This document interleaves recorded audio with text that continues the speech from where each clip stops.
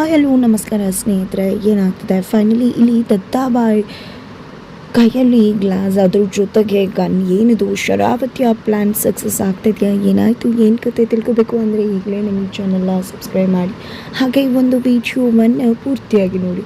ಇಲ್ಲಿ ದೃಷ್ಟಿ ತನ್ನನ್ನು ಪ್ರೀತಿ ಮಾಡ್ತಿದ್ದಾಳೆ ಅನ್ನೋ ಒಂದು ದೊಡ್ಡ ಮಹಾಸತ್ಯ ದತ್ತಾಗೆ ಗೊತ್ತಾಯಿತು. ನಿಜವಾಗ್ಲೂ ಕೂಡ ಆಘಾತಕ್ಕೆ ಒಳಗಾಗ್ತಾರೆ. ಇಲ್ಲಿ ದೃಷ್ಟಿನ ನಿಜಾನ, ನೀನು ನನ್ನನ್ನು ಪ್ರೀತಿ ಮಾಡ್ತಿದ್ದು ಸತ್ಯನ ಅಂತ ದೃಷ್ಟಿನ ಕೇಳ್ತಿದ್ದಾಗೆ ಇಲ್ಲಿ ದೃಷ್ಟಿ ತಲೆ ತಗ್ಸ ನಿಂತ್ಕೊಂಡಿದ್ದಾಳೆ. ಅದು ಹಾಗಲ್ಲ ಅಂತ ಹೇಳೋಕ್ಕೆ ಮುಂದಾಗ್ತಿದ್ರೆ ಈ ಕಡೆ ಶರು ಅಂತೂ ಗೊತ್ತಾಯಿತು. ಈಗ ಯಾಕೆ ಇಷ್ಟೆಲ್ಲ ಆಯಿತು, ಇವಳು ಯಾಕೆ ಮಾಡಿದ್ಲು, ಇಂಪನ ಯಾಕೆ ಇಲ್ಲಿಂದ ಓಡೋದ್ಲು, ಇವಳು ಅವಳಿಗೆ ಹೆಲ್ಪ್ ಮಾಡಿದ್ಲು, ಎಲ್ಲವೂ ಕೂಡ ನನಗೆ ಗೊತ್ತಾಯಿತು ದತ್ತು ಅಂತ ಹೇಳಿದ್ದೆ. ಬೇಕು ಅಂತಾನೆ ಅಲ್ವಾ ಇದೆಲ್ಲ ಮಾಡಿದ್ದ ದೃಷ್ಟಿ. ಇಂಪನಾನ ಪ್ರೀತಿಸೋ ರೀತಿ ದತ್ತು ಆದರೆ ಆಗ ನಿನ್ನ ಕೆಲಸ ಆಗತ್ತೆ ಅಂತ ಅಲ್ವಾ. ನೋಡು ದತ್ತು, ಇಂಪನ ಲವ್ ಮಾಡ್ತಿದ್ದಾಳೆ ಅನ್ನೋ ವಿಷಯ ಇವಳಿಗೆ ಗೊತ್ತಾದರೂ ಕೂಡ ಇವಳು ಯಾಕೆ ವಿಷಯ ಹೇಳಲಿಲ್ಲ ಗೊತ್ತಾ. ಇವಳು ಅವಳ ಜೊತೆ ಸೇರಿಕೊಂಡ್ಳು. ಇವಳಿಗೆ ಹೇಗೆ ಬೇಕೋ ಹಾಗೆ ಇಂಪನಾನ ಆಡ್ಸೋಕೆ ಶುರು ಮಾಡಿದ್ಲು. ಇವಳು ಮಾತನ್ನು ಕಟ್ಕೊಂಡಂತ ಅವಳು ಕೂಡ ನಿನಗೆ ಪ್ರಪೋಸ್ ಮಾಡೋ ರೀತಿ ಮಾಡಿ ನೀನು ಅವಳ ಪ್ರೀತಿಯಲ್ಲಿ ಬೀಳೋ ರೀತಿ ಮಾಡಿದ್ಲು. ಇದೆಲ್ಲವನ್ನ ಕೂಡ ಮಾಡಿದ್ದು ನಿನ್ನನ್ನು ಹಳ್ಳಕ್ಕೆ ಬೀಳ್ಸೋಕೆ. ನೀನು ಪ್ರೀತಿಸೋಕೆ ಶುರು ಮಾಡಿದ್ರೆ ಅವಳು ನಿನ್ನನ್ನು ಬಿಟ್ಟು ಹೋದರೆ ನಿಜವಾಗ್ಲೂ ಕೂಡ ನೀನು ಹುಚ್ಚ ಆಗ್ತೀಯ. ಅದೇ ವಿಷಯದಲ್ಲಿ ನೀನು ತಲೆ ಕೆಡಿಸ್ಕೋತೀಯ. ನೀನು ತಲೆ ಕೆಡಿಸ್ಕೊಂಡಿದ್ದ ನಂತರ ಎಲ್ಲ ಕೆಲಸ ಕೂಡ ಅವ್ರದ್ದು ಆಗತ್ತೆ ಅನ್ನೋದು ಒಬ್ಬರ ಆಲೋಚನೆ ಆಗಿತ್ತು. ಅದೇ ಪ್ರಕಾರವಾಗಿ ಚೌಟ್ರಿ ತನಕ ಬಂದರು.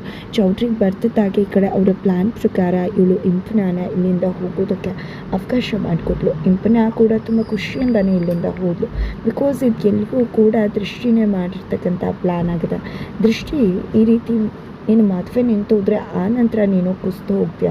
ನೀನು ಕುಸ್ತು ಹೋಗೋದ ನಂತರ ನಿನ್ನನ್ನು ಸಮಾಧಾನ ಮಾಡೋ ನೆಪದಲ್ಲಿ ನಿನ್ನ ಹತ್ರ ಬಂದು ಹತ್ತಿರ ಆಗ್ಬೋದು. ಇನ್ನಷ್ಟು ದುಃಖಿತನಾದ ನಿನ್ನನ್ನು ಸಾಂತ್ವನಗೊಳಿಸೋ ರೀತಿಯಲ್ಲಿ ನಿನಗೆ ಕ್ಲೋಸ್ ಆಗಿ ನೀನು ಅವಳಿಗೆ ಹತ್ತಿರ ಆಗೋ ಥರ ಮಾಡ್ಬೋದು ಅಂತ. ಯಾಕಂದರೆ ಅವಳಿಗೆ ತುಂಬ ಚೆನ್ನಾಗಿ ಗೊತ್ತಿತ್ತು ನಿಜವಾಗ್ಲೂ ಕೂಡ ನೀನು ಬಿಳಿ ಹುಡುಗನ ಇಷ್ಟಪಡುವುದಿಲ್ಲ ಅಂತ. ಹಾಗಾಗಿ ಇವಳ ಕಲರ್ ಕೂಡ ಬಿಳಿ ಅಲ್ಲ ಅಲ್ವಾ. ಅಂದಮೇಲೆ ನಿನ್ನ ಮೇಲೆ ಪ್ರೀತಿ ಇರೋದ್ರಿಂದಾಗಿ ನಿನಗೆ ಸಾಂತ್ವನ ಹೇಳೋ ನೆಪದಲ್ಲಿ ಹತ್ರ ಆದರೆ ನಿನಗೆ ಅವಳ ಮೇಲೆ ಪ್ರೀತಿ ಆಗ್ಬೋದು. ಪ್ರೀತಿ ಆದ ನಂತರ ತನ್ನ ಆಸೆ ಅಂತ ನಿನ್ನನ್ನು ಮದುವೆ ಆಗ್ಬೋದು ಅನ್ನೋದು ಅವಳ ಪ್ಲ್ಯಾನ್ ಆಗಿತ್ತು ಅಂತ ಹೇಳ್ತಿದ್ದಾಗೆ ಈ ಕಡೆ ದತ್ತಾಬಾಯ್ ಫುಲ್ ಸೆಟ್ಟಾಗಿಬಿಡ್ತಾರೆ. ಸೆಟ್ ಮಾಡಿಕೊಂಡಿದ್ದೆ ರೂಮಿಗೆ ಬರ್ತಾರೆ. ಗ್ಲಾಸ್ ಬಾಟಲ್ನ ತೊಗೊಂಡಿದ್ದೆ, ಕುಡಿಯಲ್ಲ ಅಂತ ಹೇಳಿದ ದತ್ತಾಬಾಯ್ ಕುಡಿಯೋಕೆ ಶುರು ಮಾಡ್ತಿದ್ದಾರೆ. ಅಲ್ಲಿ ಶುರು ಬಂದಿದೆ. ನೋಡುತ್ತತ್ತು ನಡಿ, ನಂಗೆ ಅರ್ಥ ಆಗುತ್ತೆ ನಿನ್ನ ನೋವು ಏನಿದೆ ಅಂತ. ಖಂಡಿತವಾಗ್ಲೂ ಆ ದೃಷ್ಟಿ ನಿನಗೆ ನಂಬಿಕೆ ದ್ರೋಹ ಮಾಡಿದಾಳೆ. ನಿಜವಾಗ್ಲೂ ಕೂಡ ಅವಳನ್ನ ಯಾವುದೇ ಕಾರಣಕ್ಕೂ ಕೂಡ ಇಲ್ಲಿ ಬಿಡೋಕ್ಕೆ ಬಿಡಬಾರ್ದು. ನಾನು ಕೂಡ ನಿನ್ನ ಜೊತೆ ಬರ್ತೀನಿ, ಅವಳನ್ನು ಇಲ್ಲಿಂದ ಹೊರಗಡೆ ದಪ್ಪೋಣ. ಯಾವುದೇ ಕಾರಣಕ್ಕೂ ಅವಳು ಇನ್ನು ನಮ್ಮ ಅರಮನೆಯಲ್ಲಿ ಇರ್ಕೂಡ್ದು ಅಂತ ಶರು ಹೇಳ್ತಿದ್ದಾಳೆ. ಜೊತೆಗೆ ಈ ಕಡೆ ಮನಸ್ಸಲ್ಲೇ ಅನ್ಕೋತಿದ್ದಾಳೆ, ನಾನು ಅಂದ್ಕೊಂಡಿದ್ದ ಪ್ರತಿಜ್ಞೆ ಈಡೇರೋ ದಿನ ಬಂದಿದ್ದಾಯಿತು ಅಂತ. ಅವತ್ತು ದೃಷ್ಟಿನ ಕುಟುಂಬವನ್ನು ಮನೆಯಿಂದ ಹೊರಗಡೆ ದಬ್ಬೋದಕ್ಕೆ ನಂಬಿಕೆಗೆ ಅರ್ಹಲಿಲ್ಲದೆ ಅವ್ರನ್ನ ಯಾವುದೇ ಕಾರಣಕ್ಕೂ ನಮ್ಮ ಅರಮನೆಯಲ್ಲಿ ಇಟ್ಕೊಳ್ಳೋದಿಲ್ಲ ಅಂದಾಗ ನೀವು ಇಲ್ಲೇ ಇರ್ತೀರಾ ಅಂತ ದತ್ತು ಹೇಳಿದ್ರು. ಅವತ್ತೇ ಅವಳು ಡಿಸೈಡ್ ಮಾಡಿದ್ಲು ಯಾವುದೇ ಕಾರಣಕ್ಕೂ ಕೂಡ ಇನ್ನು ದೃಷ್ಟಿ ನಾನೆಲ್ಲ ದತ್ತುನೇ ಹೊರಗಡೆ ದಬ್ತಾರೆ ಅಂತ. ಆ ದಿನ ಬಂದೇ ಬಿಡ್ತು. ಇವತ್ತು ದತ್ತುನೇ ದೃಷ್ಟಿನ ಹೊರಗಡೆ ದಬ್ತಿದ್ದಾರೆ ಅಂತ ಒಂದು ಖುಷಿಯಲ್ಲಿ ಇಲ್ಲಿ ಶರಾವತಿ ಇದ್ದಾಳೆ. ನಂತರ ಈ ಕಡೆ ದತ್ತಾಬಾಯಿ ಕುಡಿದು ಚಿತ್ತಾಗ್ತಿದ್ದಾರೆ. ಈ ಕಡೆ ನಡಿ ದತ್ತು ಅಂತಿದ್ರೆ ಫೈನಲಿ ಇಲ್ಲಿ ದತ್ತಾಬಾಯಿ ಗ್ಲಾಸನ್ನು ಇಟ್ಕೊಂಡಿದ್ದೆ ಗನ್ನನ್ನು ಕೂಡ ತಗೊಂಡು ಹೋಗ್ತಿದ್ದಾರೆ. ಏನು ಮಾಡೋಕೆ ಹೊರಡ್ತಿದ್ಯಾ ದತ್ತು, ನಾನು ಹೇಳಿದ್ದು ಅವಳನ್ನು ಹೊರಗಡೆ ದಬ್ಬೋಣ ಅಂತ. ನೀನು ನೋಡಿದ್ರೆ ಗನ್ ಎತ್ಕೊತಿದ್ಯಲ್ಲ, ಬೇಡ ದತ್ತು ಅಂತ ಹೇಳಿದ್ರು. ದತ್ತು ಗನ್ ಜೊತೆ ಅಲ್ಲಿಂದ ಹೊರಟೆ ಬಿಡ್ತಾರೆ. ನಂತರ ಉಳಿದೇ ಆಗಿದ್ದತ್ತು. ನೀನು ಅವಳ ಕಥೆನ ಮುಗಿಸುವ ನಂತರ ಅಯ್ಯೋ ತಪ್ಪು ಮಾಡಿಬಿಟ್ನಲ್ಲ ಅಂತ ಇಡೀ ಜೀವನ ಕೊರಗಬೇಕು.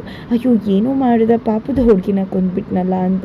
ನನಗೂ ಕೂಡ ಅದೇ ಅಲ್ವಾ ಬೇಕಿರೋದು. ಫೈನಲಿ ನಾನು ಅಂದ್ಕೊಂಡಿದ್ದ ದಿನ ಬಂದಿದ್ದಾಯಿತು ಅಂತ ಫುಲ್ ಖುಷಿ ಪಡ್ತಿದ್ದಾರೆ. ಹಾಗಿದ್ರೆ ಶರಾವತಿ ಅಂದ್ಕೊಂಡಾಗೆ ಆಗುತ್ತಾ? ಖಂಡಿತ ಇಲ್ಲ ಕಣ್ರಿ. ಅಲ್ಲಿ ಗನ್ ಇಟ್ಕೊಂಡಿದ್ದೆ, ದೃಷ್ಟಿನ ಕರ್ಕೊಂಡು ಹಸೆ ಮಣಿ ಏರಿದ್ದೆ, ನೀನು ನಾನು ಬೇಕಲ್ವಾ ಅಂತ ಹೇಳಿ ಮದುವೆ ಮಾಡ್ಕೊಳ್ಳೋ